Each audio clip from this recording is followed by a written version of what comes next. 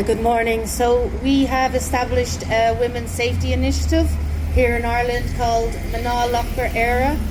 It means Ireland's warrior women.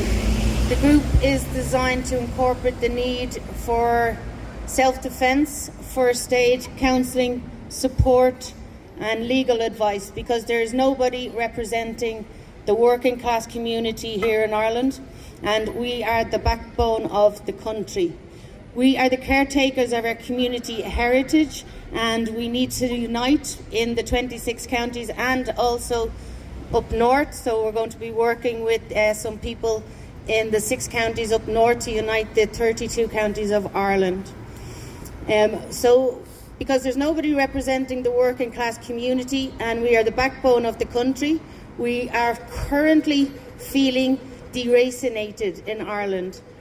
The people are feeling their whole identity is being erased in every aspect, from a sense of alienation from the government, anxiety of their future here in Ireland, pressures to conform to a way of life that is not organic to us.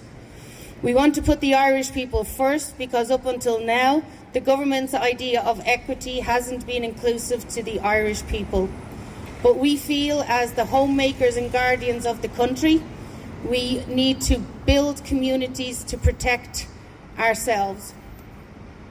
We can see the demographics changing in the country, and it shows that in 30 years to 50 years, the Irish people will barely exist due to fallen birth rates and living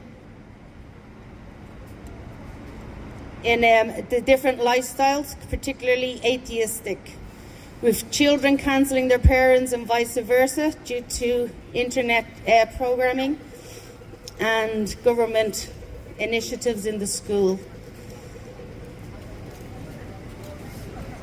We need to have incentives to bring our diaspora home and encourage our native women to be homemakers, like the incentives they have in Russia. So in Russia, when you have a child, you're given 25,000.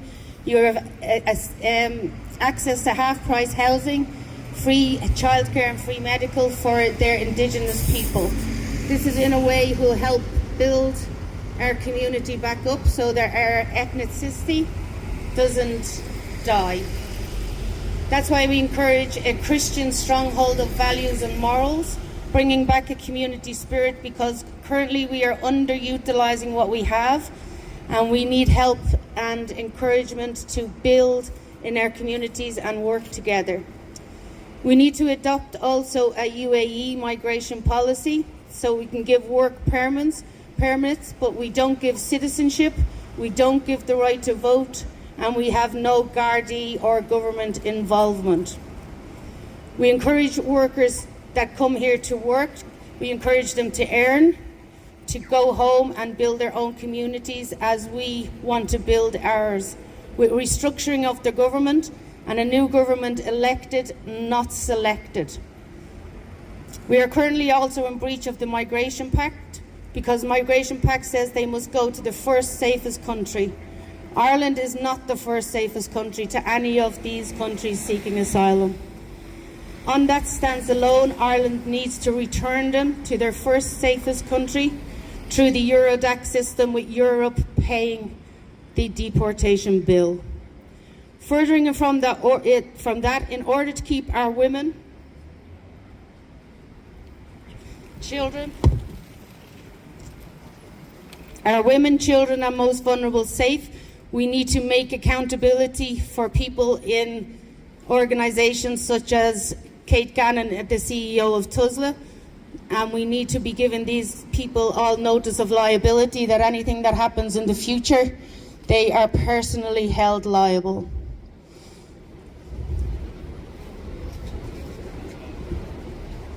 Okay, we would also like to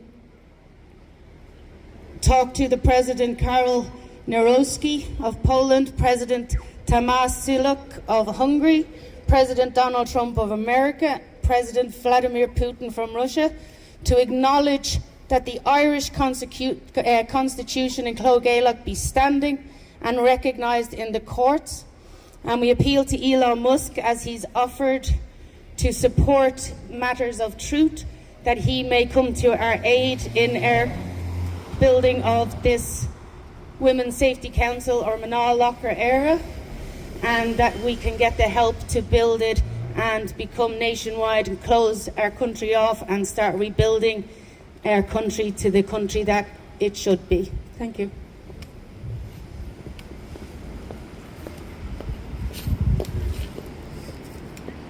Thank you to everyone here in Dublin outside the Dáil who has stopped to listen, to the failures by the state, the failures to keep our streets safe for the women, the children and the families, for the people who have stopped to grieve for this little 10-year-old girl who was allegedly brutally raped by an illegal migrant who should have been deported when he got his papers last March.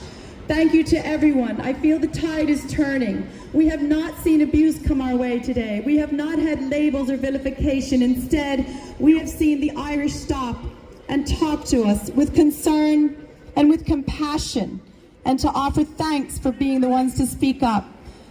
So thank you everyone listening. We see the school children walking by, and we are here today to stand up for every single one of those girls and boys walking by on the street today. We've got your back.